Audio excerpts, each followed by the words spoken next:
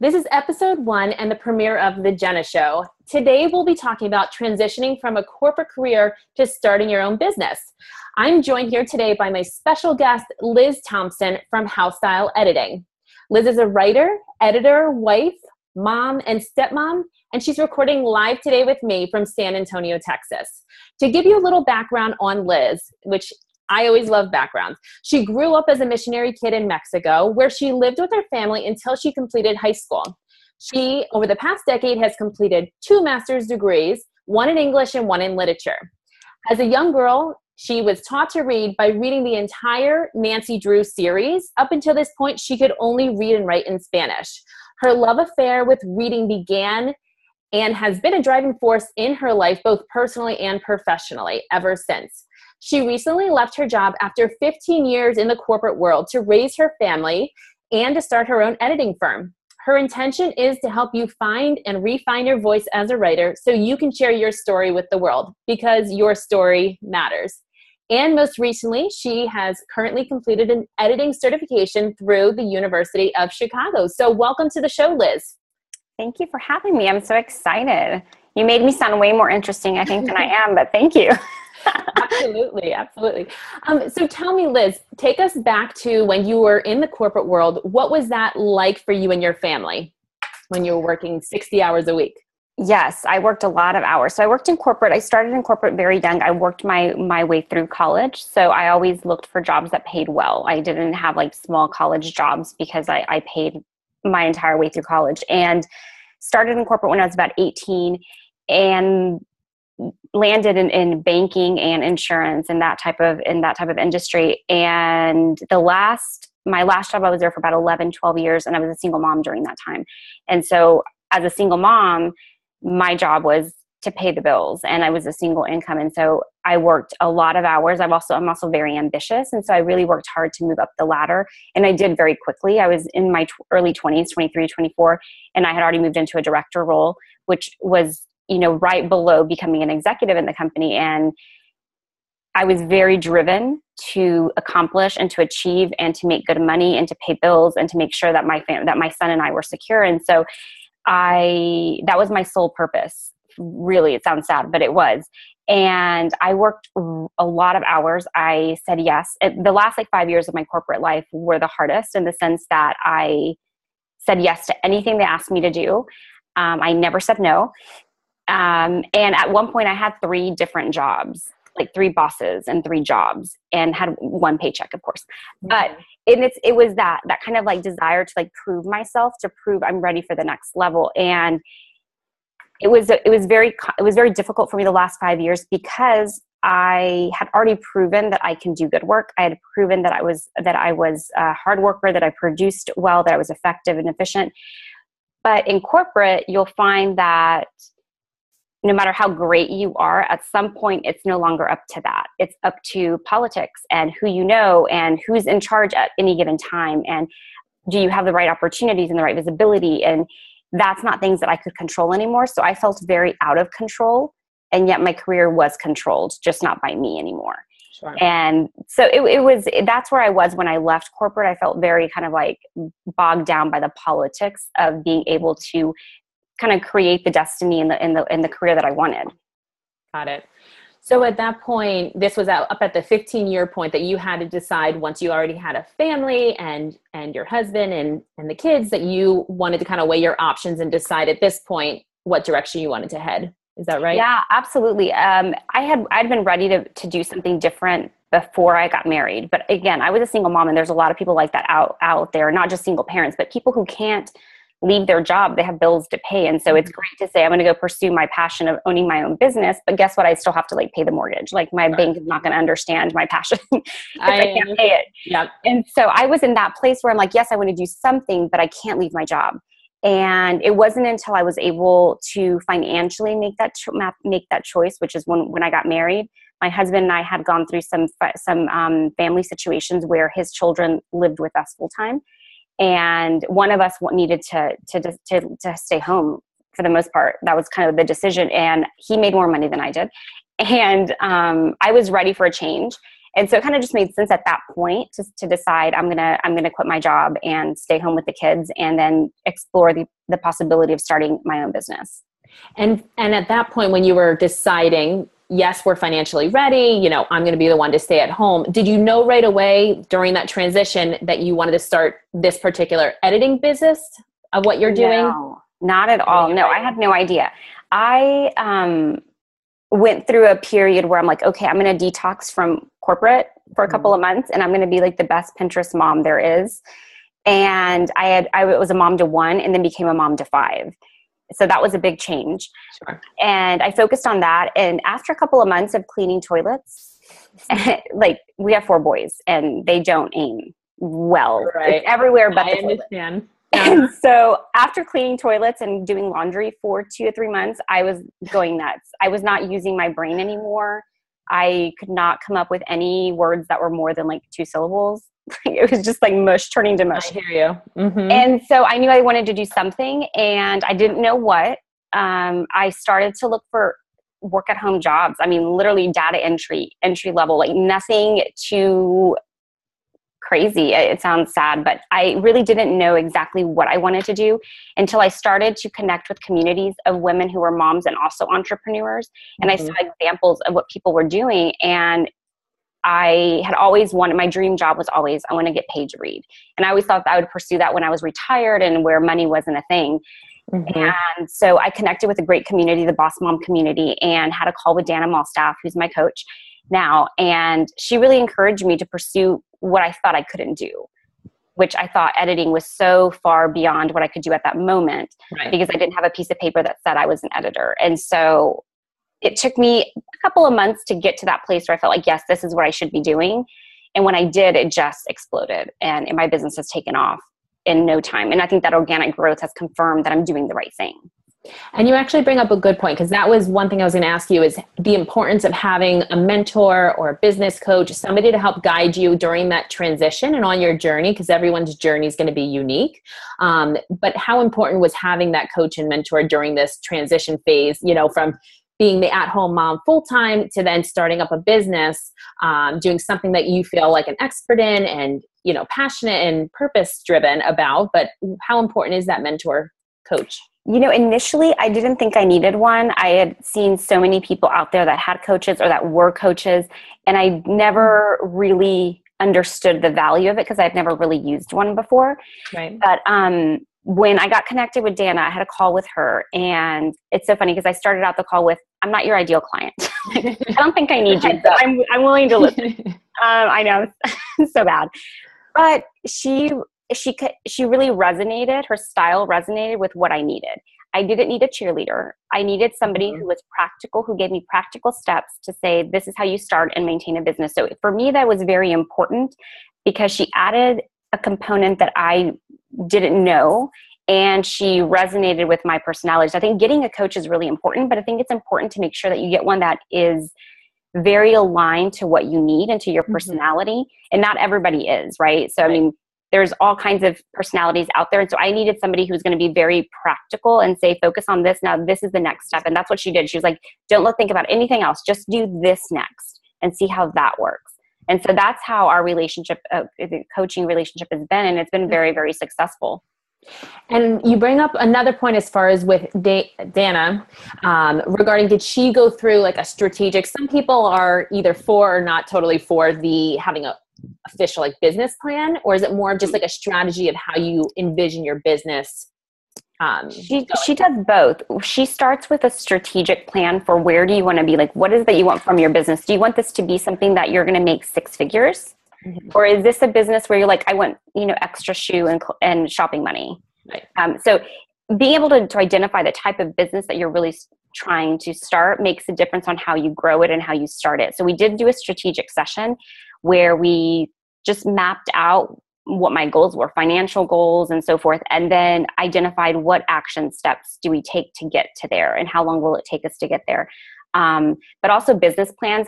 I am not great at the business planning side. I kind of just like go and do stuff and see what works. Right. And so it's great to have somebody that does think that way, that does check you and say, wait, you want to go do this stuff, but how does that align to your goals and how does that align to your business plan? And so that's been a great kind of yin and yang relationship between Dan and I.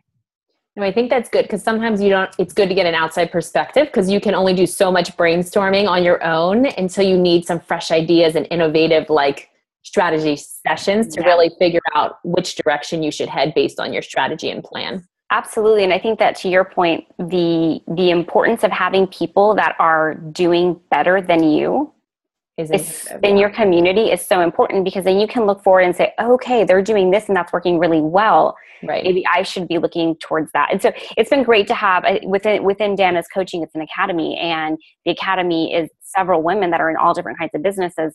And you're able to learn from each of these women, even if they're in different industries.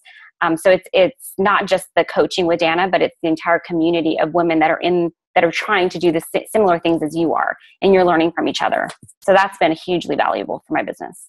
And I know with community-wise, do you think it's a good idea to mingle with people within your industry, or do you think community-wise it's good to kind of see fresh ideas from a variety of industries and women doing? Yeah, I think that's a good question. I think both. I do connect with other editors and writers where we are able to share clients, share best practices.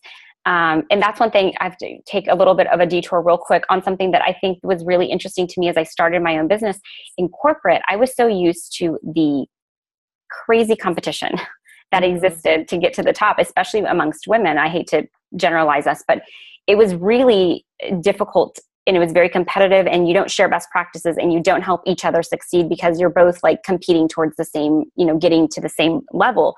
And when I joined communities, particularly in my field, other editors who potentially are my, my competition, they were so generous with their time and they were so generous with their knowledge that it was a complete change in my worldview of entrepreneurship and how, as entrepreneurs, we help each other succeed, even when we're competing. And so I think it isn't going back to your community. It does tie back, I promise. I'm not rambling. No, that's okay. But it having a community of people that do what you do and you can help each other out and each other's language is really important. I found that to be important.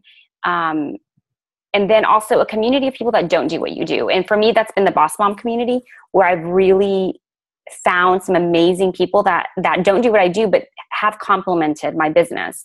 I found the person that designed my website, Samantha Johnston. I found my designer, which is Lila Higgins at Higgins Creative. So all these people that have done amazing things in my business, I found through community. And I think that otherwise I would have been searching websites, randomly to try to find people. So I think that it is important to connect. And then outside of the community, as far as getting your mind mentally prepared and in the mindset day to day, now transitioning from going from the office, corporate world, into working from your home office, I know you've even given me some feedback and thoughts of getting out of your workout yoga outfits and actually putting some makeup on and getting jazzed up, because then you kind of get in that mindset of, you're going to work and you are a little bit more productive because you actually feel like you're in an office setting. I'm a strong believer in that. Now, there are days that I end up in yoga pants and a bun, and those are busy days that I just can't make myself do it. But I need to feel pretty, if that sounds, that's that good. makes sense. Yeah. To feel productive and to feel really motivated. And so when I get up and I put on some makeup and do my hair and put on a cute outfit, and I feel like I'm going to work, I feel like it's official, and it's no different than when I was getting ready to go to the office. I didn't go in yoga pants to the office, right? And so I feel like I try to treat my business with the same level of kind of respect, I guess, and approach as I did my corporate job. And I feel it does change my mindset, where I feel like I'm legitimately a business person, that I'm going to work. Yes, it's in my house, but it's still a job. I love that. As far as what does your day-to-day look like now with the kids working from your home office, how does that, if you can kind of walk us through what your mornings look like into your afternoons, how is it structured? Because I feel like we all need some sort of regimen, structure, so we know, when is it family lifetime, and then when is it specifically for our business? Right. Absolutely. Well, so all of my kids are in school. We have 5 kids. They're in 4 different schools. So it's a little bit hectic. So we drop off. I'm home by 8:30. After drop off, I drop the kids off at school. A couple of them take the bus and I drive the others. And so my morning, basically I focus on making sure that like the house is clean or somewhat put together. Dishes, no, there's no dishes in the sink. I start a load of laundry. I take whatever, protein I'm going to make for dinner out of the freezer and start to defrost it. And so by 9, I'm pretty much ready to kind of focus on work. And I do that because I really don't want to think about, the house is a mess and I'm going to have to clean it at some point. So I do that in the morning, and then I work from like about 9 to 2. And then at 2, I start school pickups. Once the kids get home, then we start doing homework, getting ready for dinner. Sometimes we have physical therapy, and we have speech therapy, and we have piano. So we do all of that before bedtime. And then once bedtime, once they get to bed, and my husband and I spend some time watching a show or just catching up. I try not to work at night because that's kind of my only alone time with my husband. And so we try to focus on each other at that time. So really my work is 9 to 2. And after that, it's really just kind of taking care of the kids in the house. Okay, very good. So with this structured schedule, more or less, what are some activities that you're able to do with your family that maybe in the corporate world you weren't able to, or you didn't have the time to? Well, definitely volunteering at their schools. I tried to do that as much as possible, but I was missing a meeting when I was doing that. So I felt guilty. And if I chose the meeting over the school thing, I felt bad about not being at school. And so I don't have to balance the same way that I used to. But one of my favorite things about having my own business was that I don't have to send my son to like after school care and summer camps, because he hated it. And it broke my heart to have to, it's summer. It's like you still have to get up at the same time. You have to go to the same school that you were in all year and sit in the gym and do activities. And so I love the fact that I have the flexibility that he can sleep until 10 and then get up and play games. Like that's amazing to me. And that's such a gift, I think, to our kids to be able to, not that it's horrible to go to, I'm not saying it's right, but it's just in your life, this is something that you wanted to that's something that I really wanted to eliminate from my son's life, is after school care and all that. And I was able to do that now. And that's been a huge, huge gift, I think, to him. And I know everybody has different priorities for them, both personally and professionally in their family. So I appreciate you sharing that. So as far as your day-to-day, when you are scheduling out both personally and professionally and work in life, are you using a day planner? Like, do you have any recommendations for our viewers and listeners regarding, do you use like a digital cell phone, alarms and scheduler, or like a day planner? I know we all have our preferences. Yeah. I am entering the age of technology finally, and my goal is to get on Trello. That's my goal, because I've heard great things about it. I just haven't gotten there yet. I use an old-fashioned day planner where I write everything in and cross it off. That keeps me very organized.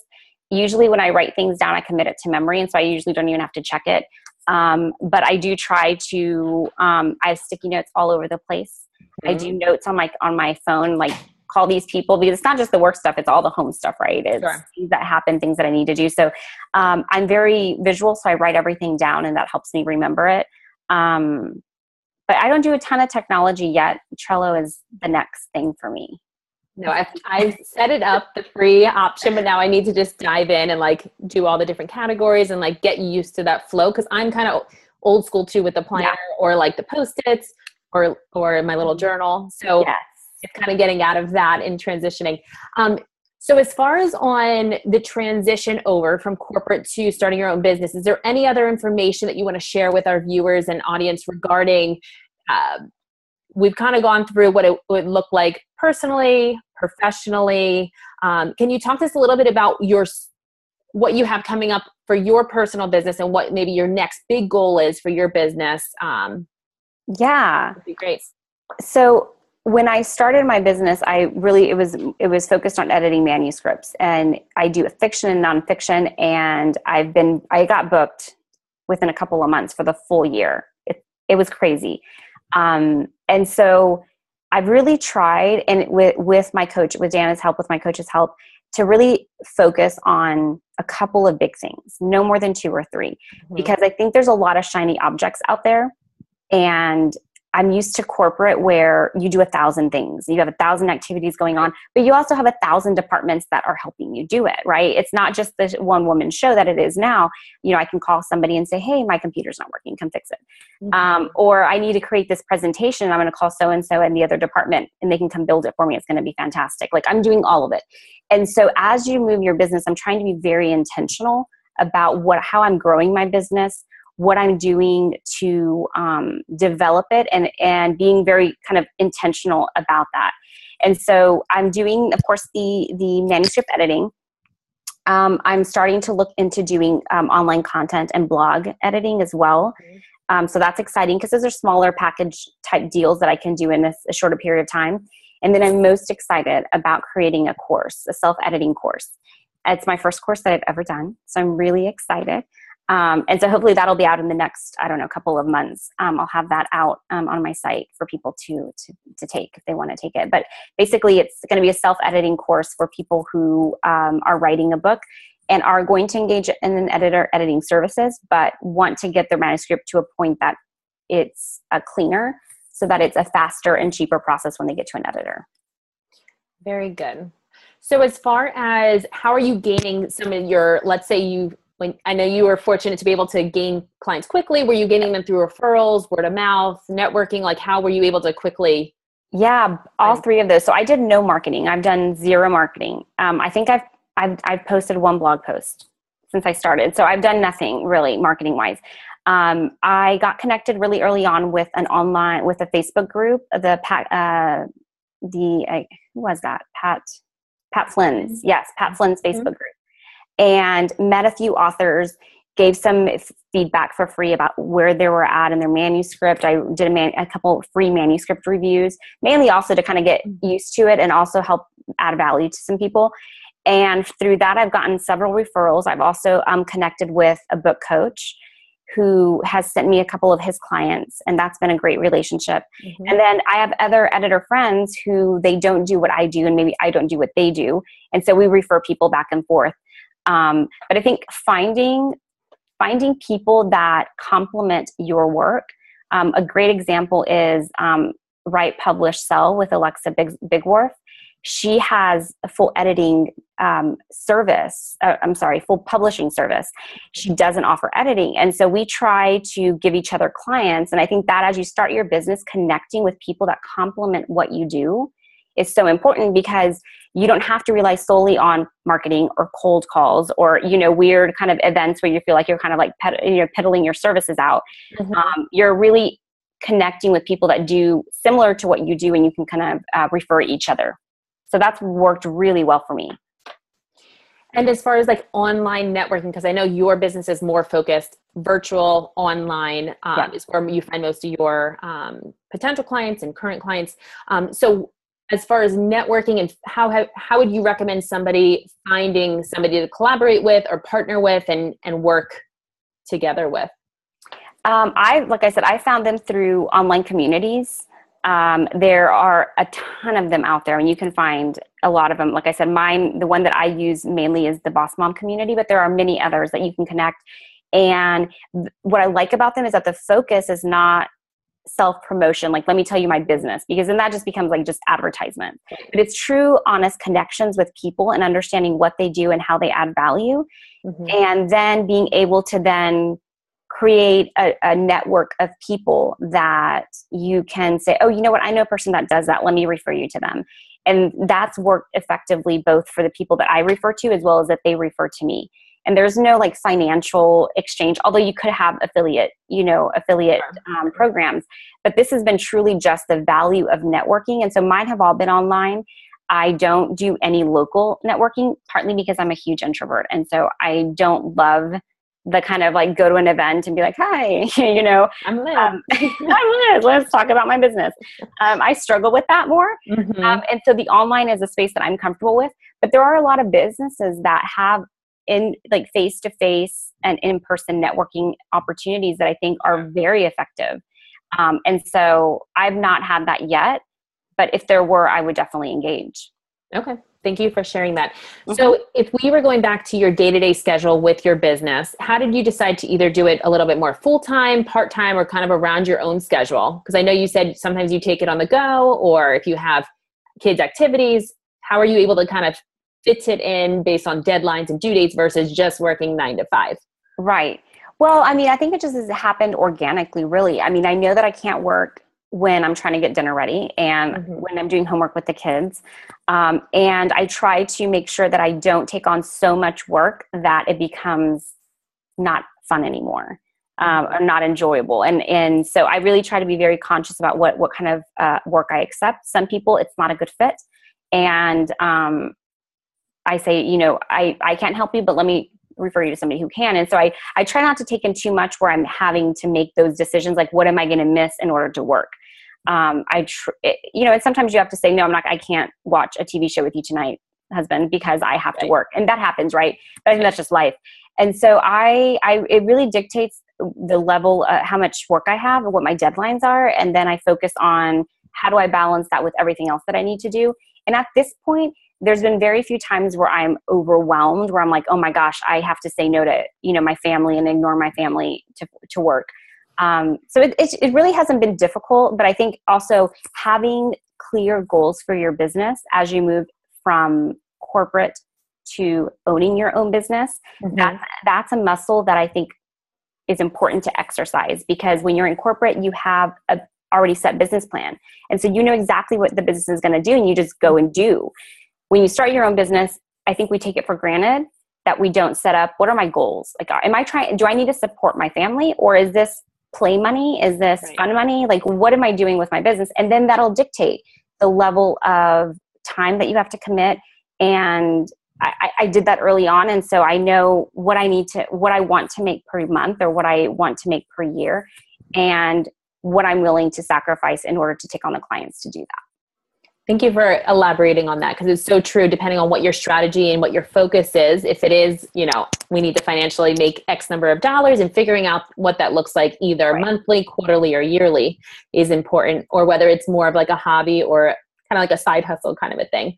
Yeah.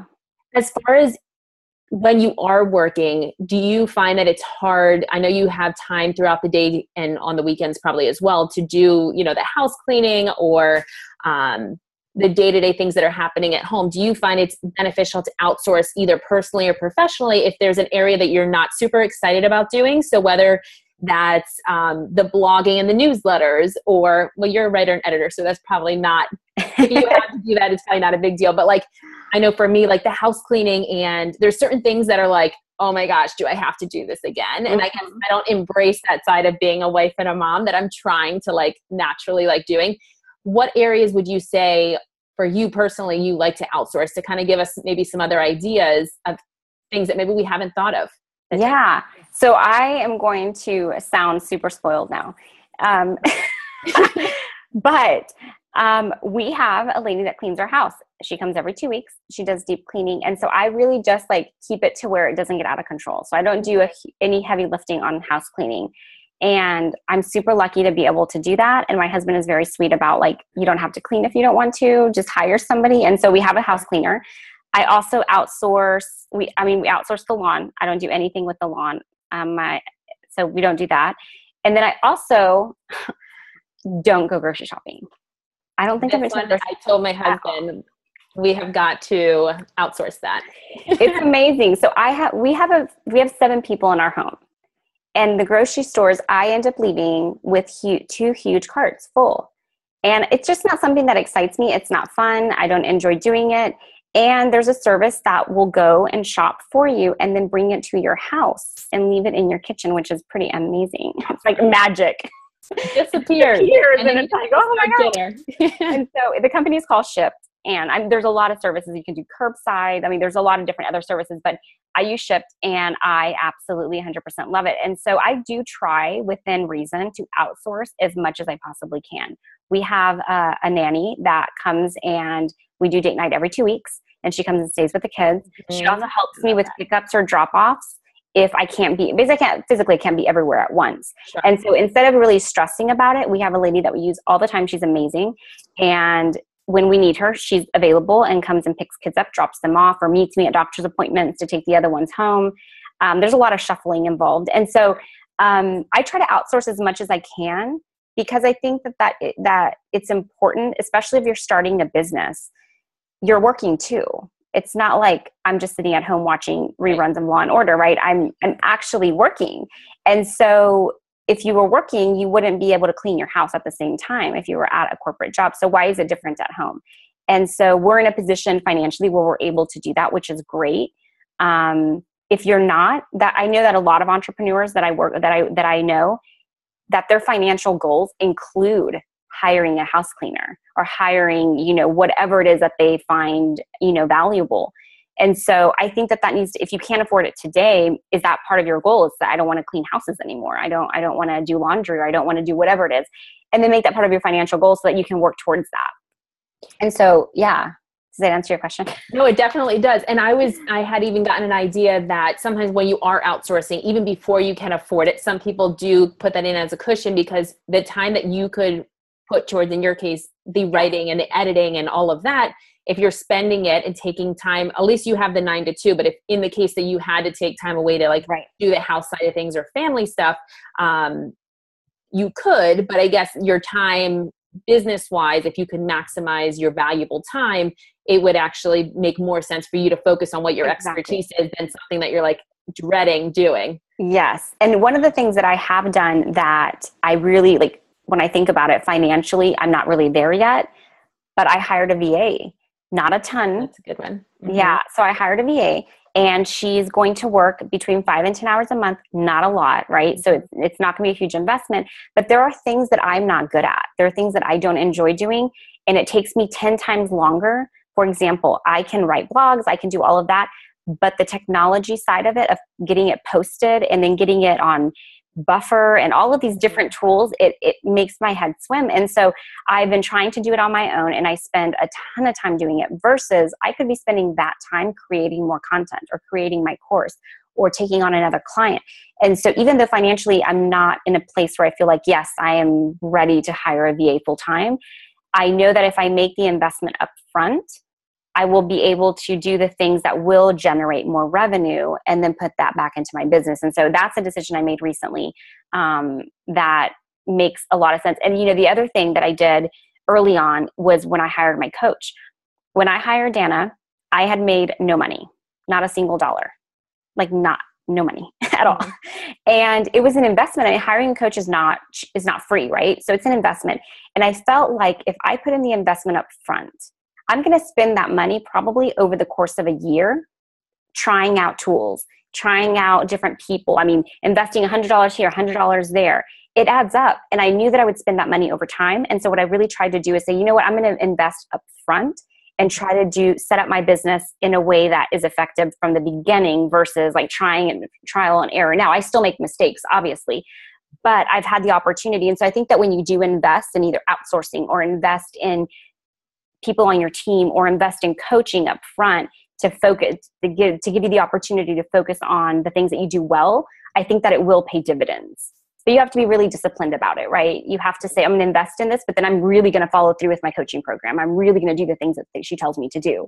So I think there is a component where you're responsible, but at the end of the day, I've found that when I invest up front in outsourcing and in coaching and in VA, it's been beneficial.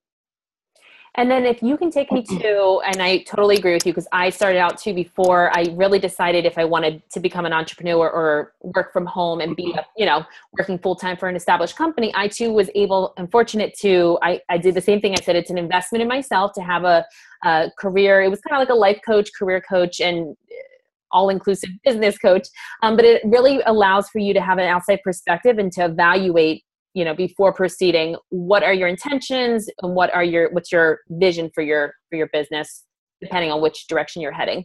And working from your home office, did you notice fairly quickly, since you were able to gain clients early on, you don't have a lot of overhead and you're working from your home office or on the go. So within that first month, when you kind of got things moving, you were able to make an income and put it back into your account fairly early on. I know some may take a little while to get going. Yeah. I mean, and so editing, it's especially manuscript editing, it's a higher fee than like a $100 course or whatever it is. Like, so it's a higher fee. And so I, within the first couple of months, had already repaid back the fee from the coaching fee for Jena. I'd already made that money back, and I had a positive cash flow, which is pretty cool. But it's also, to your point, there's no overhead. Not really. I mean, you have some tools that you pay for here and there, but there's really no overhead. And so that was really rewarding to be able to see that I made the money back pretty quickly. So that's been awesome. The first thing I bought, though, is so funny because I hate to spend the money. I'm like, no, I want to keep it there. Yeah. I bought my husband 2 rounds of golf at his favorite golf course because I was like, you know what, thank you for investing in me. And I mean, it was an investment for him to say, yeah, go spend the money on a coach, and you haven't made any money. You really don't even have a business. Like, I don't know what you're doing, but sure, go do it. Sweet. And so I was like, you know what, I bought this with my own money. I love that. And I know you've shared with me before how you and your husband, you do the twice a week date nights. And it seems like you guys go on vacation fairly often now that you're not having like, I only have X number of days in the corporate world. Now you are making your own schedule and figuring out, do you guys pretty much do like quarterly vacations or even more frequently? No, what we do is we do date night every other week for sure. Sometimes more often. We have a blended family. So his kids and my son, they go to their other parents' house every other weekend. So every other weekend, we basically have a kid-free weekend, which is glorious and amazing. And I mean, we feel very spoiled because we get a break. And it sounds terrible, but we need breaks from our kids sometimes. Like we need to like take a breather. And so what we do from a traveling perspective is when on the holidays that our kids are with their other parents, so every other Christmas, every other Thanksgiving, so twice, and then spring breaks. So twice a year for sure. We travel typically to Mexico. We go to the beach for 10 days. We go to an all-inclusive, adult-only resort, and it's amazing, like so amazing. You'll have to try it. I do. And so we go twice a year for sure, and then we do like weekend trips here and there as well. So that really has added the ability from a flexibility perspective. Even though I did have pretty decent vacation time, I still had to say, well, I still want to take vacation for Christmas and Thanksgiving, and then all the random Columbus Day holidays that there's no school. Now I can say, oh yeah, we can go whenever. And I can, if I have a book that I'm editing, guess what? I take it with me and I lay on a beach with a drink on the side and I edit. It's amazing. It's like, this is like the best office in the entire world. And so I've even taken Skype calls on the beach and talked to people about their book. I mean, it's been amazing. And I'm sure it's such a relief to feel like you have ownership of not just your it's not destiny, but I guess it's ownership of your journey. And if you want to raise, you're going to work harder, and you really have control of the flexibility and the freedom, both on the personal and professional side. And like you said, you structure that depending on what your needs are and what your priorities are. So I think that's huge. One of the last things I wanted to chat with you about was, I know you're super big on like organization and scheduling, and talk to us a little bit more about what that looks like. And I know you're a bit OCD, you said, which I am in other areas, but talk to me a little bit about how that helps kind of structure both personally and professionally. Yeah, I am OCD about a lot of things. And so organization, both the house as well as just like professionally organization, it helps me be more productive. And so I invest in the systems that help me be more productive. And so in one way is, I mean, we talked about outsourcing, so that's really important to me. The other is I do meal planning. I don't do advanced prep meal as much. I'm going to try it, but I've not done it yet. I love to cook. And so cooking is not like a chore for me. I really do enjoy it. And so what I do is every Sunday I sit down and I make a meal plan for Monday through Friday. On weekends, we usually like eat leftovers or order pizza or something to kind of take a break. But I make a meal plan and it's posted so the kids know that they can go check and they know exactly, what we're having for dinner. That helps me make sure I have the right ingredients. I defrost things in the morning so that they're ready when I start making dinner. So that keeps me really, really organized with a part of our daily lives that we just have to address, right? And I don't like eating fast food and junk food, and I like good food. And so, I mean, the kids could eat like Chef Boyardee every day and they'd be fine. I don't want to eat that way. So I cook according to what my husband and I want to eat, which is like decent, good meals. So there's a lot of meal planning out there, a ton of them that you can like get weekly. I know that Samantha Rogers I think it's called Eating Clean, Cooking Dirty, or something like that. And Tiffany Cavern, she has one too. So there's a lot of really good meal plans. So if meal planning is not your forte, there are people that will do it for you. And you get a little sheet of paper and you do it. So it's amazing. But that's one of the things that really keeps me organized, and some of the tools that I use. And then of course, outsourcing as much as I can. Very good. And I appreciate you sharing that, because that is not one of my fortes. So I always like to get some like insight and feedback if people are planning like weekly, bi-weekly, or monthly.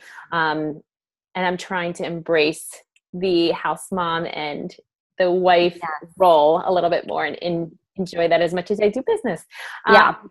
So if you were, I am all for kind of changing subjects here and just finish up with audiobooks, physical books, and podcasts. Do you have any really good recommendations, personally or professionally? Because I know sometimes it's good to disconnect from your crazy, not crazy, business world and do some like other types of books.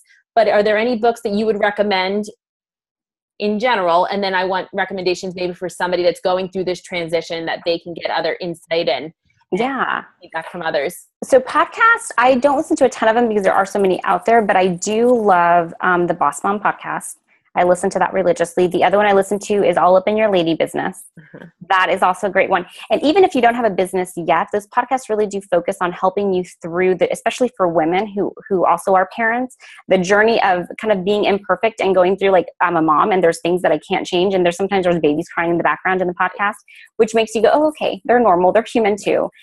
And then also there's great topics within the podcast that you can choose from in terms of how to start a business. Are you thinking about starting a business, and what does that look like? And what are some of the resources that you can use? And so it doesn't matter if you have a business, if you're thinking about a business, those two podcasts I think have very relevant topics. In terms of books, I don't read a ton of business books or self-help books. I really try. I love fiction. And so I really focus, I try to take a break from my reading for my living to reading books that I really love. And so I read a lot of fiction books. But the recent one I read that isn't really fiction, but it is kind of a self-help, I guess, that made a huge difference in me starting my business was The Year of Yes by Shonda Rhimes. And she's the creator of like Grey's Anatomy and all. I don't watch her shows personally because I cry too much. In like the first few seasons of Grey's Anatomy, I just bawled my eyes out every Thursday. Yeah. So I just decided it was too depressing. But she's a very interesting lady where she's extremely successful by all standards. But she had things that blocked her and her willingness to do things that scared her.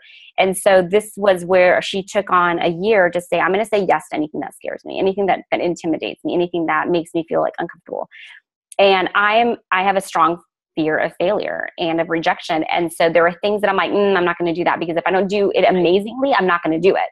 And so that really helped me see things from a different perspective, that as you do the things that scare you, whether it's starting your own business and leaving corporate, or starting a business while you're in corporate because you can't afford to leave corporate, because that's a real thing too.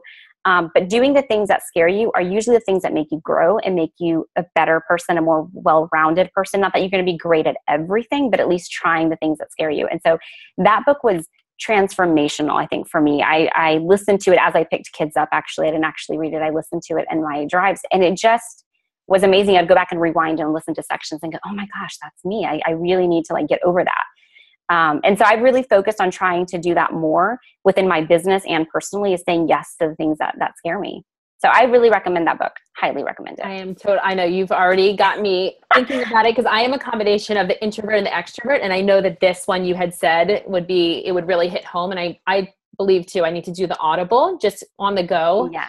Whether I'm, running errands, cooking, cleaning, working, just something that I can multitask with, which is great. And she's actually the narrator too. So it's great to hear it from her exact voice. So that was really nice. I liked it. Yay. Thanks for the recommendations, Liz. Yeah. One last question I have for you is, if you can give our viewers and listeners one word of advice, those people that are considering and also in the process of transitioning out from their current position or corporate world to starting their own business, what would that one word of positive advice be? Yeah, that's a great question. So what I would say is, can I give two? The more the merrier. Your rules there, Jena. Okay. So the first one would be really for people that are in corporate and for whatever reason, because they're single parents, because they need that income, they can't leave. but they know they want to do something. Don't wait until you can leave. I wish I had done something 10 years ago. I wish I had started a side hustle 10 years ago, because you never know what you can grow to. And so those of you who are in businesses or in corporate that you can't leave because you need that paycheck or you need insurance or you need whatever it is that you need there, start a side hustle. Start what you want to do now and see what it builds to. You never know until you try it. And don't wait until 10 years later where you're like, oh man, I wasted 10 years. Mm-hmm. The other side is if you have left corporate and you are in a role where you've started your own business, be very patient and extend grace to yourself, because it doesn't go right the first time. It never, ever works out the way you think it does. And sometimes that's a good thing because it works out better than you thought, better than you planned. But I think a lot of times, and I say this advice for myself as well, because I'm very hard on myself and I kind of like lash myself when I make decisions or bad decisions or bad choices or make mistakes. But being able to say, you know what, it's okay. Like, you're figuring this out. You worked in corporate and you're really good at it. And maybe you're doing something that's similar, or maybe you're doing something totally different, but starting your own business in this ever-changing environment and technology is hard, and it's a lot of work. So I think just being very forgiving of yourself and extending grace is something that I would say is really important as you build and grow your own business. Well, I appreciate the advice, Liz. It hits home. It sure does. Thank you so much for joining us today on the show, and we look forward to joining you all next week, next Thursday, again at 2:00 p.m. Eastern Standard Time. And you all have a great, great afternoon. Thank you. Thank you.